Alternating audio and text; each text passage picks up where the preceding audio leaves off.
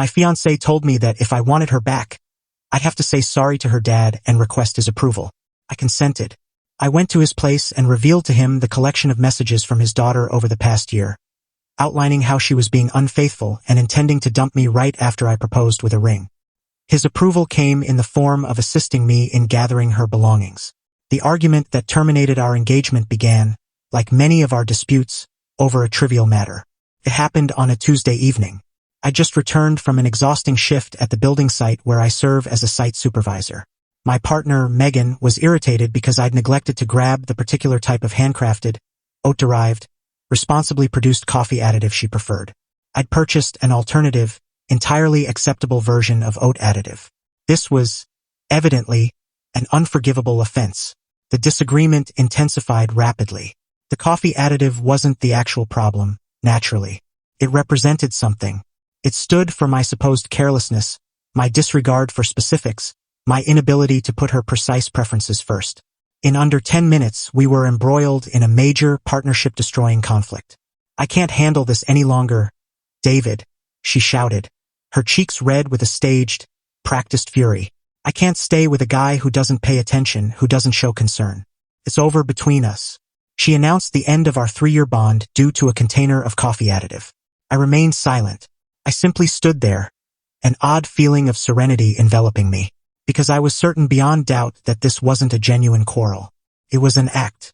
It was the concluding part of a script she'd been crafting for more than a year, and she just performed her grand, emotional speech. I knew this since I'd examined the script. Allow me to clarify. Roughly a year earlier, I uncovered something entirely by chance. We share a tablet and iPad that typically rests on the living room table. I grabbed it one night to search for a cooking guide.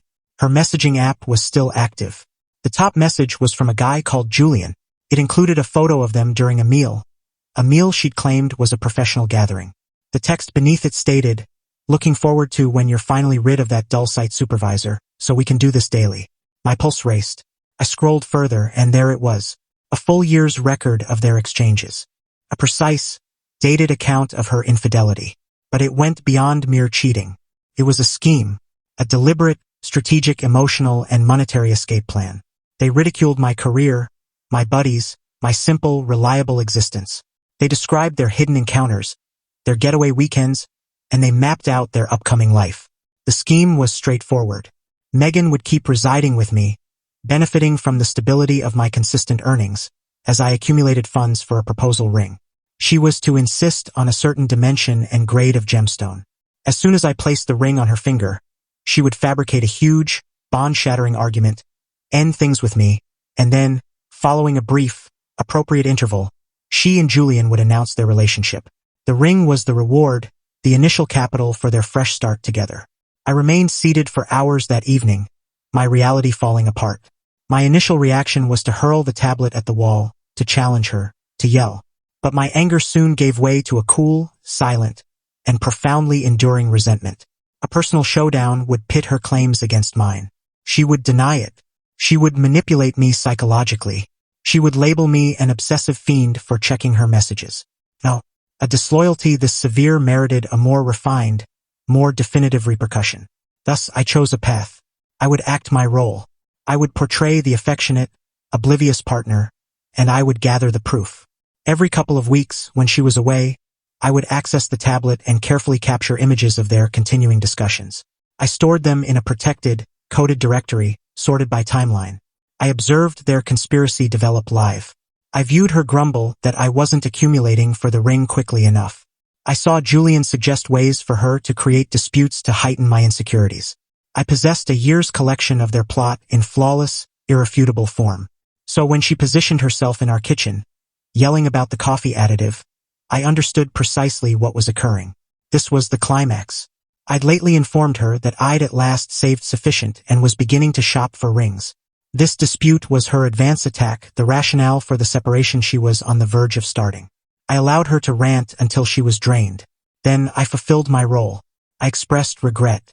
I showed heartbreak. I implored her not to discard our connection.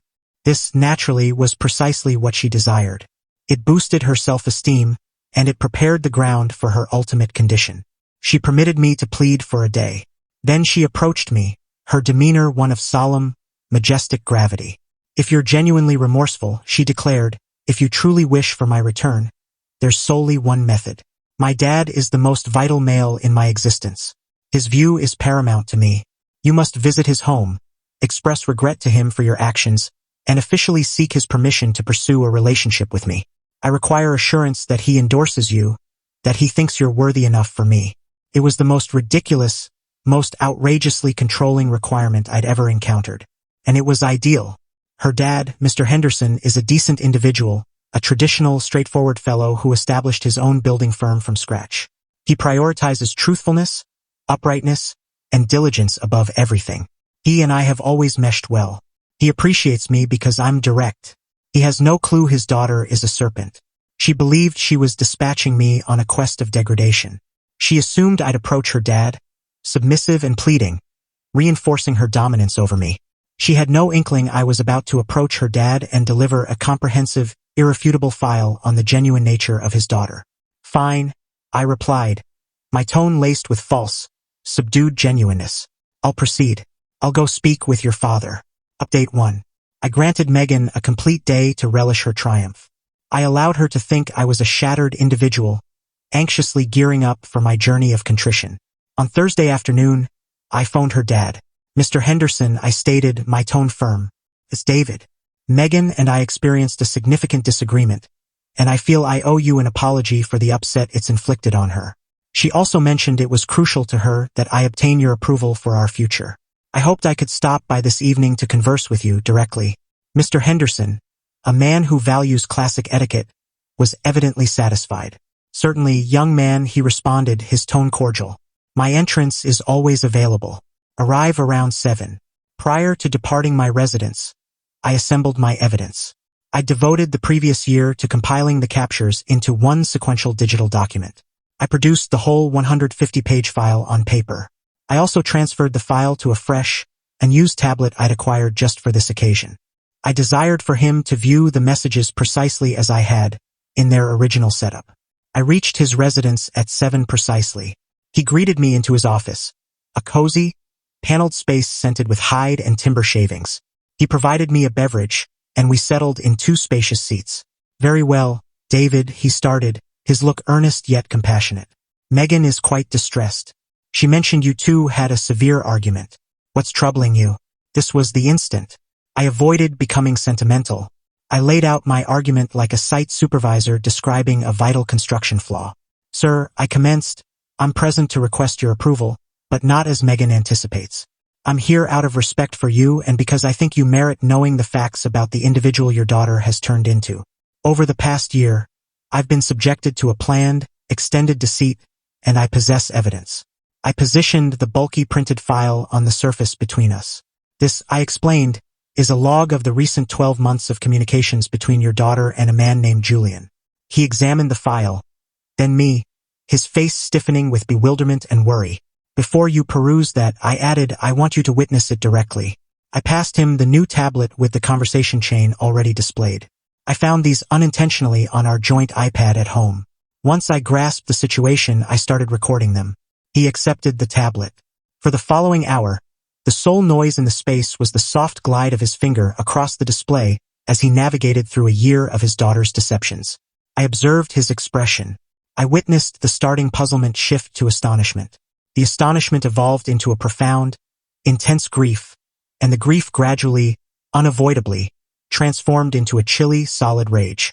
He reviewed the texts where they derided my occupation. He reviewed the accounts of their covert excursions. He reviewed their complete, ruthless scheme to prompt me to purchase a costly proposal ring before she engineered a conflict and abandoned me. He observed, in her own language, her utter absence of regard for me, for our bond, and for the principles he had attempted to teach her. When he ultimately arrived at the conclusion, he set the tablet down with a subdued, weighty sound. He avoided eye contact. He merely gazed at the wall for an extended period. The coffee additive, he eventually uttered, his tone a deep murmur. The dispute concerned coffee additive. Yes, sir, I confirmed. That was the fabricated conflict she had been orchestrating for months. He at last turned to regard me, and his gaze held a dreadful, blazing letdown. She is not the lady I believed I nurtured, he stated, his tone laden with a sorrow that surpassed wrath. He rose and approached the window, peering into the darkness. "You arrived here to seek my approval," he remarked, facing away. "And you possess it.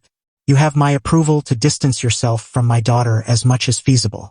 You are a fine individual, David. You construct things. You're truthful. You merit far superior to a child of mine who would descend to this." He pivoted back to confront me, his look now one of stern determination. "This is not your disorder to resolve," he declared. "It's mine. I will manage this. But initially, there's an action we must take. Let's proceed to collect her possessions." Update 2. The journey from Mr. Henderson's residence to my dwelling was quiet and oppressive. He occupied my front seat, a figure of stern resolve. We were no longer two males linked by a female we both cherished. We were two males bonded by a female who had misled us both.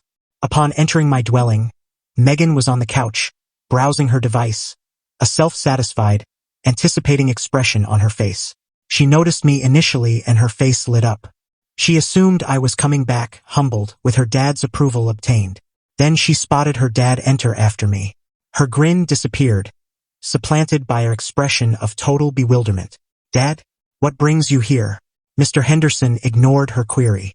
He simply advanced to the room center, his gaze surveying the area. He observed the images of them on the walls, the minor items she had gathered. Then he regarded her, and his expression was one I'd never witnessed previously. It was a gaze of deep, icy disillusionment. "Gather your items, Megan," he commanded, his tone a low, threatening growl. "You're departing." "What?" she faltered, leaping up. "What do you mean? Did you converse with David?" He was meant to express regret. "I did converse with David," her dad replied. "He revealed the truth to me. He displayed your communications, every one." The hue faded from her complexion. It was the identical expression of sheer, intense alarm I'd observed on the faces of other females in similar tales. The expression of a deceiver whose whole existence has just been obliterated by an indisputable reality. "No," she wailed, her gaze shifting to me. "He's fabricating it. He invented them. He's attempting to turn you against me." Her dad merely shook his head, an expression of profound fatigue on his face. "Cease, Megan," he instructed. "Just cease. I viewed the images. I viewed the timelines. I viewed the schemes. I viewed what you mentioned about the ring. There are no further deceptions to utter." He proceeded to the corridor storage, retrieved a pile of vacant cardboard containers from my prior relocation, and placed them before her. "Begin packing," he ordered. "You have 60 minutes. Then I am transporting you to our place." The outburst that ensued was monumental. She yelled. She sobbed. She begged. She charged me with being a controlling beast. She charged her dad with disloyalty. It was a frantic, pitiful display, but her spectators were no longer supportive. Her dad simply remained there, arms folded, unaffected. I entered the kitchen and prepared a mug of coffee. I observed, a quiet witness, as the existence we had constructed was disassembled. Not by me, but by her own dad. He was systematic. He guided her, instructing what to include. He was not harsh, but he was resolute. When she attempted to include the costly computer I'd gifted her for her celebration, he halted her. "That's not yours," he stated. "You will remove only the items you introduced to this residence and nothing more." 60 minutes later, the main room was packed with containers. Her dad required her to transport them to his vehicle individually. As she carried the final container, she paused before me. Her face was a chaos of sorrow and fury. "I despise you," she whispered. "I know," I responded serenely. Her dad returned for a final inspection. He approached me and placed a palm on my arm. "I am genuinely apologetic, David," he expressed, "for all of it." "I know, sir," I answered. "Thank you." He then moved to the modest table where we stored correspondence. He retrieved his payment booklet, composed a payment slip, and placed it on the surface. It was a payment directed to me. The sum was considerable. "What's this intended for?" I inquired. "That's for the ring you plan to acquire," he explained, "and for the previous year of your existence that my daughter robbed from you. It's insufficient, but it's a beginning. It's termed accepting accountability, a teaching she is about to grasp painfully." He then guided his weeping, vanquished daughter from my dwelling for the final occasion. I positioned myself at the window and observed as his vehicle departed, transporting her and the ruins of her existence away. Final update. It has been half a year since the evening I now refer to as the gathering. The quietness in my dwelling in the subsequent days was the most deep tranquility I've ever experienced. The turmoil had concluded. The outcomes, however, were only starting to emerge. The initial action I took was to deposit the payment from Mr. Henderson. I hesitated at first. Seemed odd, but then I understood he was correct. It wasn't compensation. It was a gesture of dignity. It was a parent striving to correct an injustice perpetrated by his offspring. I utilized the funds to settle the remainder of my educational debts and to arrange a much-needed journey to see my relatives. The account of Megan's fate reached me via her dad. He and I have maintained contact. We convene for a meal monthly. He has evolved into a companion, a guide. He is a person of honor, and he is contending with the deep disillusionment of recognizing his daughter is not. He informed me that the vehicle trip home with Megan was a mute, wretched event. Upon arriving at her parents' residence, he and her mom seated her and outlined the fresh conditions of her existence. She was not permitted to remain there permanently. She was a grown-up who had executed a sequence of harmful decisions, and she would now need to endure them. They granted her 30 days to secure her own living space and a fresh occupation. They were terminating her monetary support entirely. The paramour, Julian, was naturally absent. Once the vision of a luxurious existence supported by my proposal ring dissipated, so did his devotion. He sought a collaborator in a theft, not a collaborator in commencing anew. He ended things with her through a message a week following her departure from my location. Megan now resides in a modest, inexpensive dwelling in a less appealing section of the town. She is employed as an administrative assistant, a position she considers vastly inferior. She is penniless, isolated, and her bond with her parents is tense to the extreme. They care for her, but they no longer believe in her. She is, for the initial time in her existence, genuinely independent. Her dad once shared with me, during one of our meals, that the most challenging aspect for him was not the infidelity. It was the deliberate, strategic essence of the scheme. To be unfaithful is a frailty of the body, he remarked, but to conspire for a year to swindle a decent man who adores you, that is a frailty of the spirit. That is a decay that penetrates deeply. Regarding myself, I am faring better than before. I advanced to chief site supervisor at my firm. I've been concentrating on my profession, my wellness, and my kin. I have commenced seeing others again warily. My fresh guideline is straightforward. Complete transparency from the outset. Megan insisted I approach her dad and implore for his approval. She believed she was dispatching me to my punisher. She never conceived that her dad would be the one to provide me the weapon. She constructed her whole scheme on a base of falsehoods, never comprehending that the single individual she couldn't deceive was the man whose principles she had so utterly forsaken. The harshest retribution wasn't mine to administer. It was her dad's. And it was merely the facts,